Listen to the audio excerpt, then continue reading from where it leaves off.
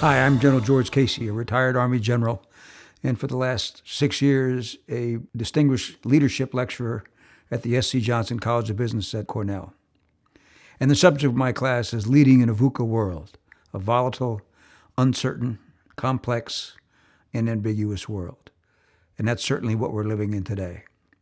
As I've been watching leaders wrestling with the problems of this coronavirus, it strikes me that much like the VUCA world that I talk about, everything about this today combines to impede a leader's ability to understand the environment, to decide what course of action to take, to communicate the course of action, and then ultimately to act decisively. And the leaders that are most effective today seem to be the ones that are acting and communicating effectively.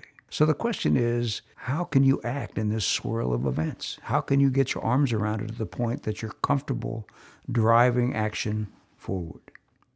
And here's how I think about that. First, you have to understand that we're all human, and the best we're going to do is something that might work. In the Army, we say there's only two kinds of plans, those that might work and those that won't work. Because we're human, the best we're going to do is a plan that might work. The second thing I'm reminded of is a quote from Sun Tzu, who said that enlightened leaders make decisions with a clear mind and a pure heart.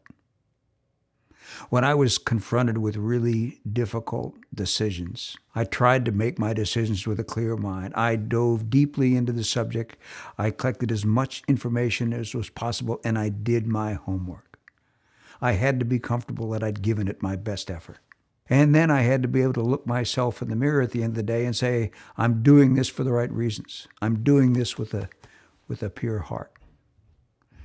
And if I could say that to myself and look myself in the mirror and say, I'm doing this with a clear mind and a pure heart, that gave me the conviction that the plan might work. And that gave me the courage to act in the swirl of these VUCA events.